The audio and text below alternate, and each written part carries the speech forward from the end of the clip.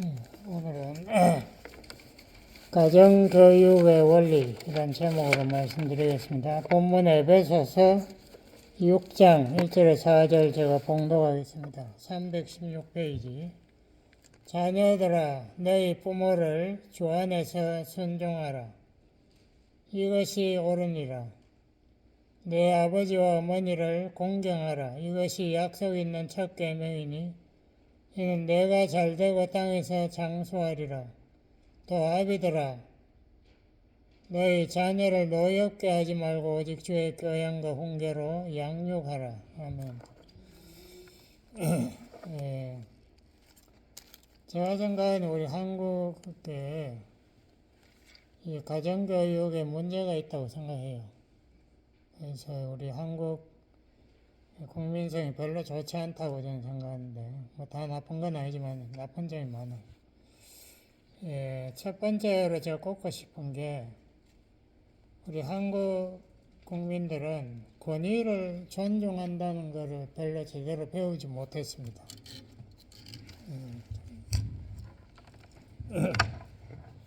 그러니까 이 로마서 13장이나 이렇게 보면은 모든 권위가 하나님으로부터 온 것이므로 우리가 복종해야 된다.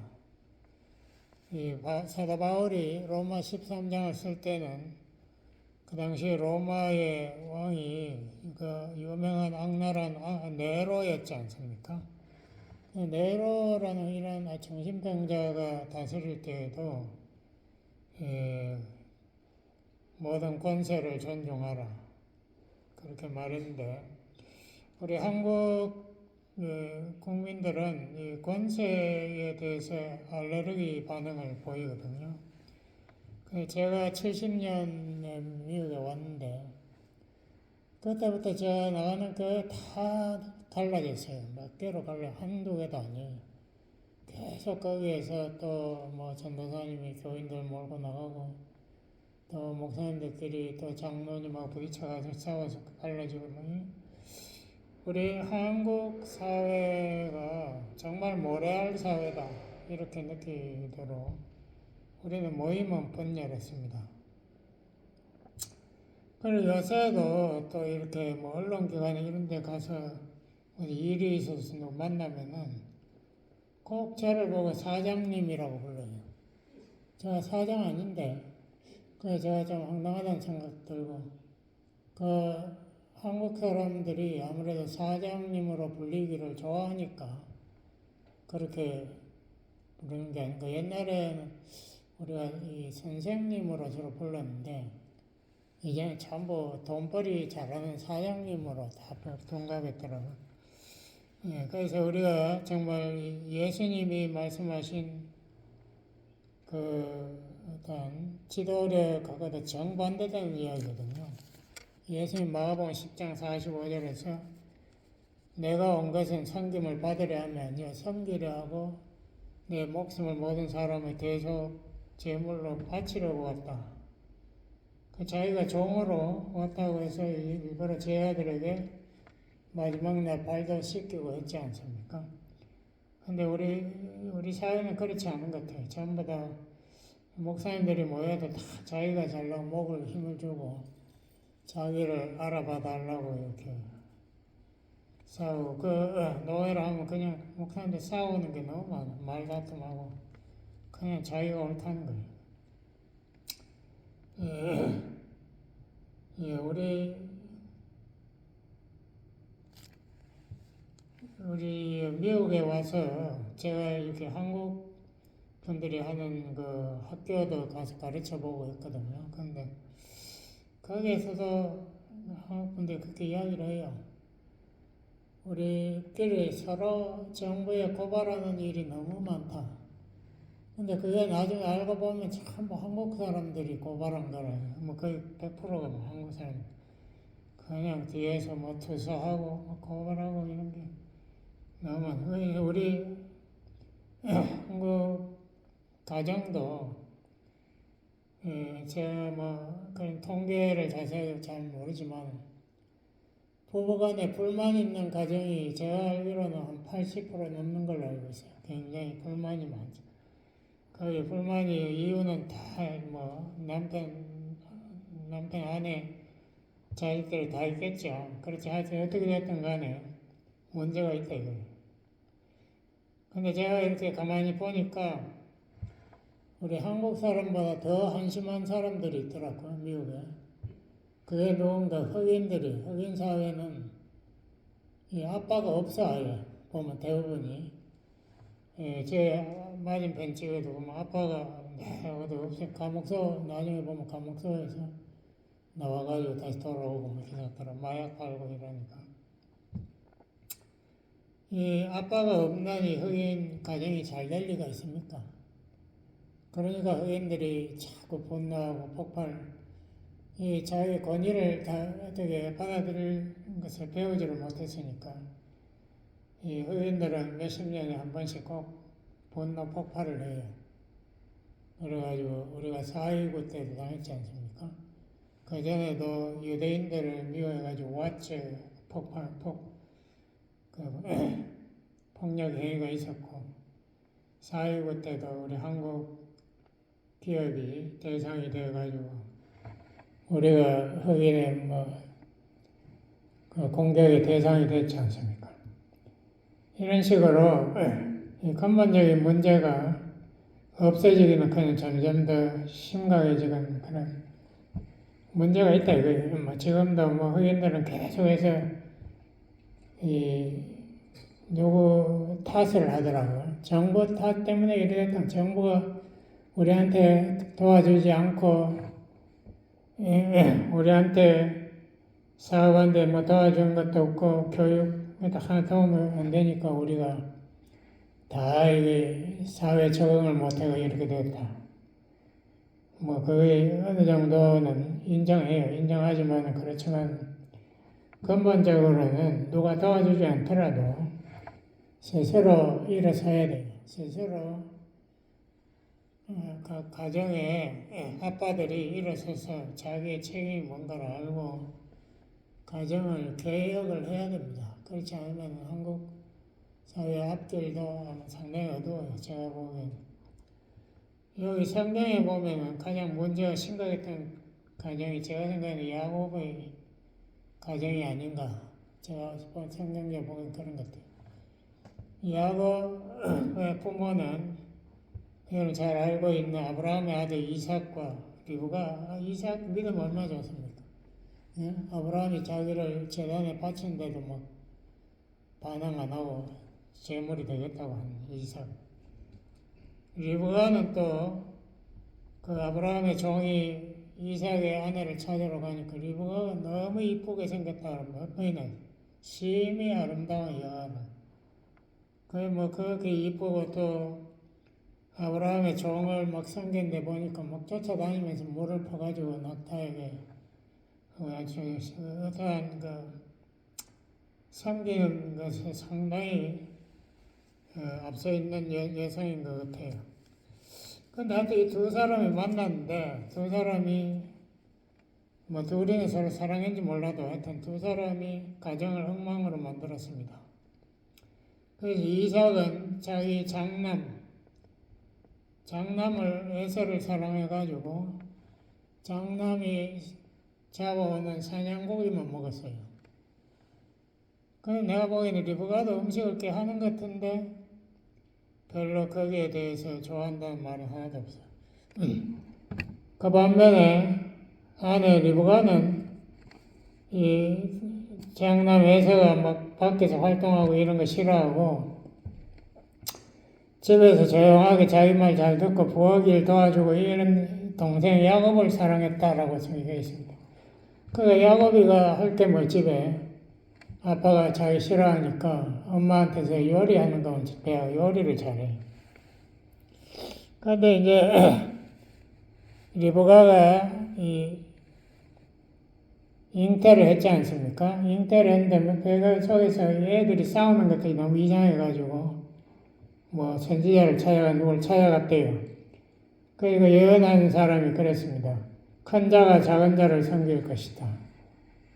그러니까 내 앞으로 첫째가 둘째를 섬긴다. 이런 이상한 예언을 받아 듣고 이삭은 금방 잊어버린 것 같아요. 안 그러면 이삭이 그래도 야곱에 관심을 가지니까 야곱에 전혀 관심이 없고 얍삭한 야곱을 좋아할 리도 없죠. 그러니까 이삭은 그 신념의 남자니까 에서를 좋아하고 리브가는 반대로 또 야곱을 사랑하고 이랬습니다. 그런데 이제 이삭이 당뇨가 심해져 하여튼 눈이 안 보이고 자기가 아무래도 죽을 것 같으니까 죽기 전에 마지막 축복 기도를 아버지 아브라함에서 받은 축복 기도를 넘겨줘야 되겠다. 그래서 에서를 살짝 불러가지고 이제 네가 사냥을 한 마리 해오라. 내가 마지막 축복 기도를 그 고기 먹고 해줄 테니까 그 이야기를 리브가가 어디서 부엌에서 살짝 들었어요.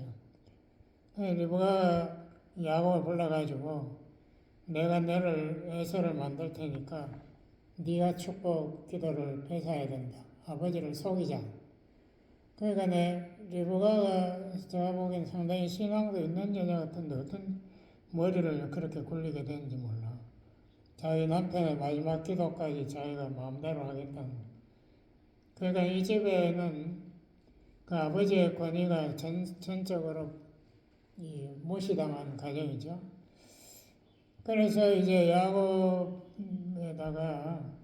그 염소 새끼 가죽으로 손목을 감싸고 염소 요리를 리브가가 잘해가지고 그 이삭에 가져가라. 그 이삭이 들어보니까 목소리는 야곱 목소리거든요. 근데 만져보니까 에서라. 그러니까 좀 헷갈리는데 하여튼 고기는 또 맛있게 했으니까 먹고 이제 기분이 좋아가지고 야곱을 축복했다. 이거 축복 기도를 그 아브라함에서 오는 이 하나님과의 언약 축복 있지 않습니까? 네 후손을 통하여 만민이 복을 받는다. 대단한 축복이죠. 메시아 축복인데 그 기도를 야곱이 받았어요. 그러고 나니까 에서가 와서 이제 속은 거 알고 에서가 막 옛날에도 한번 속았지 않습니까? 자기가 배고플 때 야곱이 그 앞에서 그 팥죽을 맛있게 끓여가지고 냄새를 풍기니까 에서가 그 팥죽에 속아가지고 자기 장자권을 야곱에게 넘겨줬습니다. 그리고 팥죽으로 바꿨어요. 그 장자 명분이라는 게 뭔지 모르겠지만 그 당시 이스라엘 그 문화로 봐서는 재산 상속을 2배로 주고 가정을 통솔하는 그 어떤 제사장적인 역할을 인정해주고 아브라함과의 언약을 그 메시아 언약을 계승하는 역할 그런 것이 아마 장자 명분에 속해 있는 것 같아요. 그래서 이제 에서가 자기가 가만히 보니까 이게 영적으로는 아무것도 받은 게 없으니까 야곱을 죽이고 자기가 아버지한테 다시 복을 축복 기도를 받아야 되겠다. 그렇게 자기대로 머리를 굴리는 이 완전히 콩가루 가정이 됐죠. 그래서 이삭과 리브가가 무슨 신앙이 부족해서 그런 거 아니에요. 그 집이 그렇게 된 거는 이삭의 영적 권위가 무시당했기 때문에. 그러니까 전 책임은 이삭과 리브가에게 있어요. 이삭이 자기가 영적인 그 지도력을 발휘했어야 되는데 이삭의 성격을 보면 굉장히 온유해요. 항상 옆에 가난한 사람들이 우물을 뺏으면 그걸 양보해 버리고 늘 그렇게 할 수밖에 없었던 게 제가 가만히 생각해 보니까 이삭의 아버지가 아브라함 아닙니까? 아브라함이 굉장히 강한 사람이죠. 자기 주장대로 70이 넘었는데도 몇천 리 이주를 자기 가족을 데리고 가기도 하고 그 사람이 주장하니까 옛날에 믿던 신 다 없애버리고 우상 없애버리고 아버지부터 전부 하나님을 믿기 시작하고 하여튼 그 강력한 아브라함 밑에서 이삭이 자기의 그 주도권을 잡을 수가 없는 거죠. 그러니까 항상 이삭은 좀 바보같이 우유부단한 그런 성격을 가지고 성장했던 것 같고 리브가와 같은 강한 여자 응석 바지가 들어와가지고 막 맹활약하니까 자기도 뒷전으로 물러서는 뭐 그런 가정이었던 것 같아요. 예, 우리 한국인 가정에도 비슷한 문제가 있다 이거예요. 제가 야곱 가정을 문제로 이야기한 거는 야곱 가정의 문제가 단순히 야곱과 이삭에서 끝나지 않아요. 결국은 야곱이 또 자기 아내 라헬을 편애해가지고 그 라헬이 낳은 자식만 사랑하지 않습니까? 그 요셉하고 베냐민만 사랑하니까 그 가족 자식들이 막 편 싸움을 해가지고 요셉을 애굽에 종으로 팔아 넘기고는 야곱한테는 죽었다라고 거짓말해버리고 이렇게 집안이 형편없는 가정이 되는 겁니다. 우리가 신앙적으로만 무조건 생각할 게 아니라 우리가 이 가정의 그 문제도 좀 이렇게 분석할 능력이 있어야 돼요. 그 잘못된 건 잘못된 거잖아요. 한국인의 가정의 문제는 뭔가? 이 오늘 에베소서 6장에서 우리 가정의 원리를 여기서 사도 바울이 말하고 있습니다. 자녀들아 너희 부모를 주 안에서 순종하라 이것이 옳으니라. 내 아버지 어머니를 공경하라 이것이 약속 있는 첫 계명이니 네가 잘되고 땅에서 장수하리라. 또 아비들아 자녀를 노엽게 하지 말고 오직 주의 교양과 공교로 양육하라. 여기에도 보면은 명령이 항상 신명기 6장에도 그렇지만 아버지한테 명령이 직접 떨어집니다. 어머니한테 명령하지 않았어요. 예? 부모가 주 안에서 너희들을 이끌어가지만 거기에 책임은 아버지가 져야 돼요. 왜? 아버지는 하나님이 세우신 하나님의 권위를 물려받은 자이기 때문에 아버지의 권위를 무시하기 시작하면요 자녀들이 나중에 성장해서 권위를 존중하지 않습니다. 반항아가 돼버려요. 그냥 자기가 혼자 잘났다.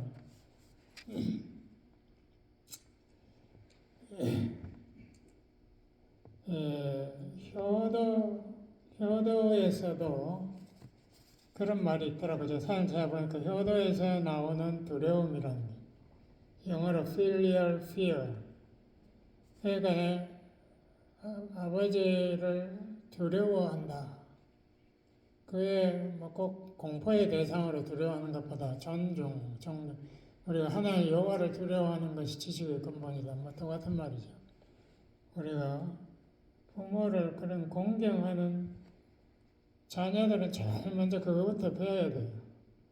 근데 한국 가정들은 제가 대부분 보니까 다 그런 건 아니겠지만 아버지는 항상 술에 취해가지고 밤늦게 들어와가지고는 술 주정을 해요. 행패를 하고 가족들을 때리고 엄마를 때리고 그러니까 엄마는 이제 자녀들을 보호한다고 아버지를 공격하고 그러니까 이게 교육이 이게 될 수가 없는 거죠. 그래서 어머니가 마치 자녀 교육의 책임자 비슷한 역할을 하더라고. 많은 가정이 그래요. 그러니까 아버지는 뭐 그렇게 TV에도 보면 나는 일하느라고 바빠서 힘들어서 집에 와서 자녀들을 가르치고 그렇게 못해요. 자기가 그 책임이 있다는 것을 알지도 못해요. 자기는 항상 일만 하면 돼. 돈만 벌어오는 사람이고 밖에 나가서 사냥하는 사람이고 아내가 집에서 뭐든 밥하고 빨래하고 거기에다 플러스 자녀 양육의 책임도 있다는 거예요. 그거는 자기가 세운 그 질서지 하나님이 세운 질서가 아니지 않습니까? 그러니까 어머니는 또 어떻게 자녀를 보호하기도 하지만 아버지가 불만스럽잖아요. 아버지가 자녀 교육에 전혀 신경을 안 쓰고 엉뚱한 짓만 하니까 다 뒤에서 이제 아버지를 자꾸 비난하니까 그 아버지의 권위가 땅에 다 떨어지는 거죠. 그게 보니까 야곱의 가정에서 똑같은 문제가 생기더라고요. 야곱의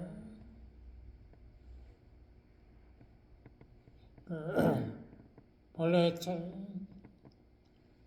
결혼한 여자의 자녀들은 자기 엄마가 계속 무시당하고 라헬만 사랑하고 야곱이 그렇게 하니까 그 엄마가 또 얼마나 마음에 분노가 찼으면 이름을 자녀식 이름들을 막 그려주더라고. 하나님이 복수한 하나님 찬양하겠다고 뭐 이제 내가 이겼다는 뭐 이타의 이름을 자식들에게 막 갖다 붙이더라고. 그러니까 그 집안이 무슨 집안이 되겠어요. 그러니까 자식들도 그 분노를 빼앗가지고 요셉을 죽여버리려고. 유다가 막 말려가지고 간신히 요셉을 애굽의 종으로 팔아버리지 않습니까? 이 신명기 6장에 보면요, 가정교육의 책임자는 모세가 아버지라고 분명히 말하고 있어요. 아버지가 하나님 말씀을 자기의 마음에 새기는 게 자기의 역할의 첫 번째 책임이에요. 그러니까 하나님 말씀을 공부하지 않는 자가 아버지가 될 자격이 없다. 성경은 그렇게 분명히 말하고 있습니다. 두 번째는 자녀에게 항상 뭐 집에 있든지 누워 있든지 걸어 다니든지 부지런히 말씀을 가르쳐라. 자기가 안 배운 걸 어떻게 가르쳐? 그거는 자기가 배웠다는 것을 미리 가정하고 이야기하는 겁니까? 근데 아버지가 성경 공부를 안 하니까 어떻게 자기가 성경을 가르쳐요? 성경이 쉬운 책인가? 그렇지 않지 않습니까? 이게 이 쉐마 교육이라고 유대인의 교육의 핵심입니다. 교육의 책임은 교회에 있는 게 아니에요. 뭐 교회에서 뭐 잘 가르쳐야 되는데 자녀가 교회에서 한번 가르쳐도 소용없어요. 부모가 집에서 하는 거 보고 자식들이 배우지요. 교회에서 뭐 이렇게 저렇게 가르쳤다고 해서 자식들이 따라가지 않나. 엉터리 가정교육이 벌써 틀려먹으니까 자녀들까지 다 교회 안 나오잖아. 지금 젊은 사람들.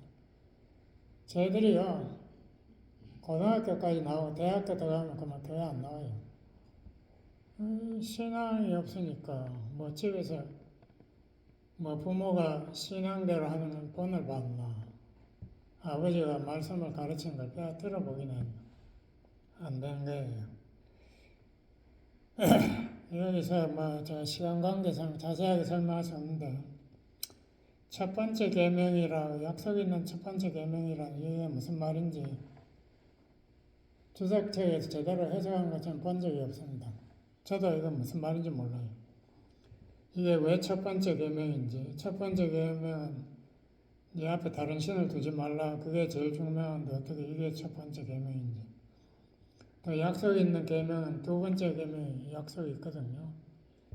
우상 숭배 안 하면은 천대까지 주겠다는 그런 약속이 있는데 이게 왜 약속이 있는 첫 번째 계명이 되는지 모르겠는데 우선 첫 번째로 5계명이 첫 번째가 될 수가 없는 게 10계명에 1계명에서 5계명까지가 유대인들이 받은 돌비석에 적혀 있어요.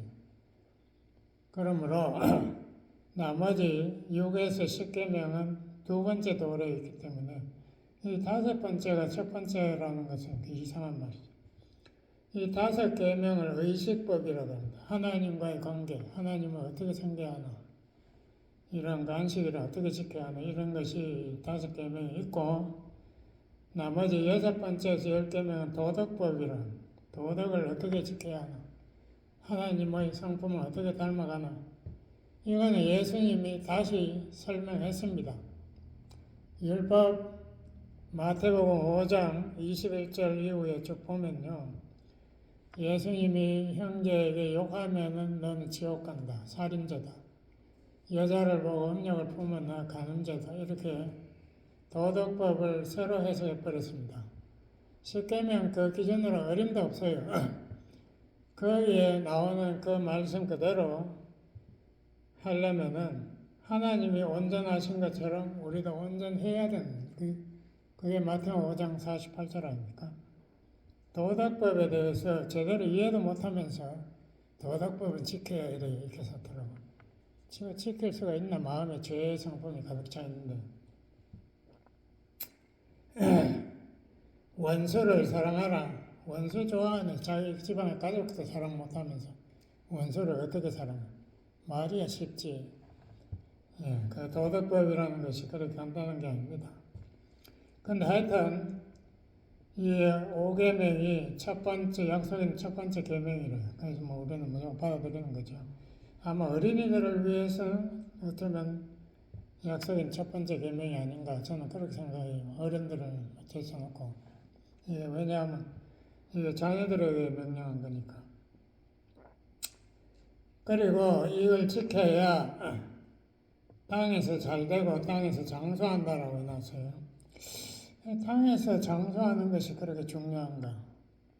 그럼 예수님 제자들은 거의 다 100%다 순교했는데 그 사람들은 복 못 받았나? 그건 아니잖아. 어떻게 된 거예요?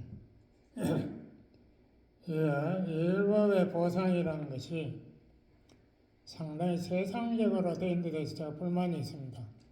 그러므로 율법은 궁극적인 우리에게 요구하는 법이 아니에요.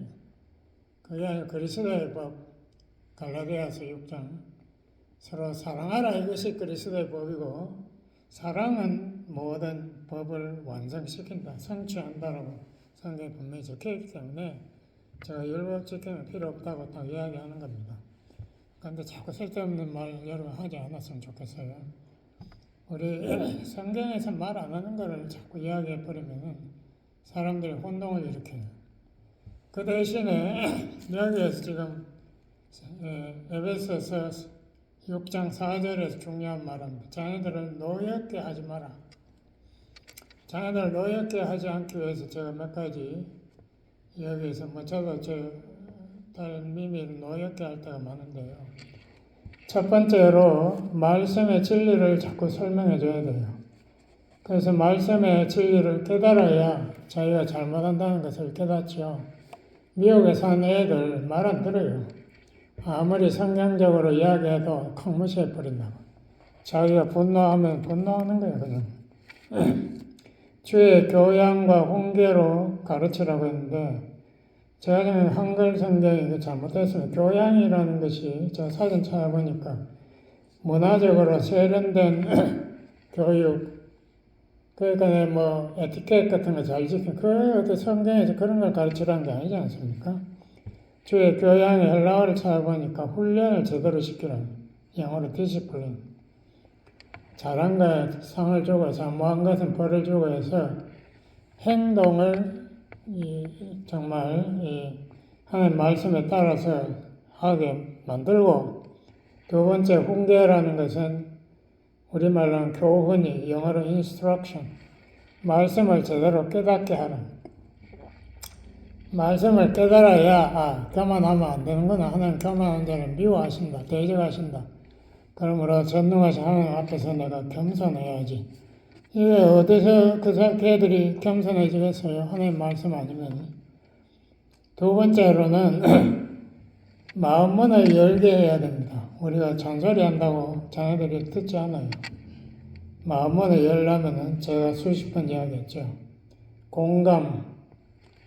다시 말하면 자녀의 관점에서 내가 생각하고 대화하고, 그 다음에 자녀에게 부모의 관점을 설명해주고, 그 서로가 마음과 마음이 열리게.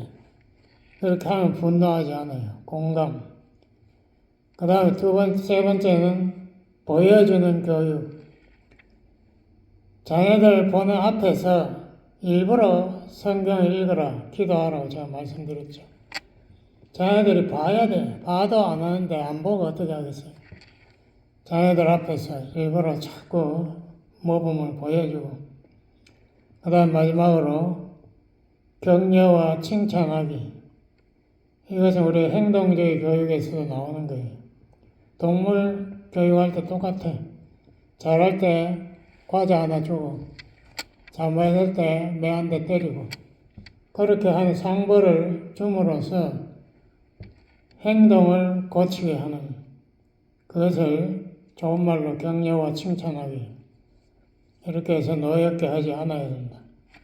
근데 가정교육에 가장 중요한 것은 아버지가 자기가 교육에 책임이 있으므로 자기가 먼저 말씀 공부하고 그 말씀을 가지고 자녀들에게 가르치려고 본을 보여야 한다. 이것이 자녀교육의 첫 번째 걸음입니다. 그거 안 하면서 자녀들이 잘 되겠지. 그건 하나의 상상이죠. 자녀들 교회 나오는 것만 해도 기적입니다. 대부분의 자녀들 교회 안 나와요. 대학 들어간 나이 되면. 여러분 그걸 잘 아시기 바랍니다. 기도하시겠습니다. 아버지 하나님, 우리 이민가정, 우리 한국, 우리 가장 귀한 이 믿음의 유산이 자녀들에게 넘어가기 위해서 우리가 깨어서 말씀을 마음에 새기고 이 말씀을 공부하여 자녀들의 마음에 새기도록 노력해야 된다고 성경은 말하고 있습니다. 아버지 하나님, 우리가 인간적으로 아무리 머리를 굴린다고 해서 돈을 많이 번다고 해서 자녀가 잘 되는 것이 아닙니다. 아버지 하나님, 우리가 금보다 귀한 믿음의 유산을 말씀을 통하여 우리가 자녀에게 넘겨줄 수 있도록 도와주세요. 예수님 이름으로 간절히 기도드렸습니다. 아멘.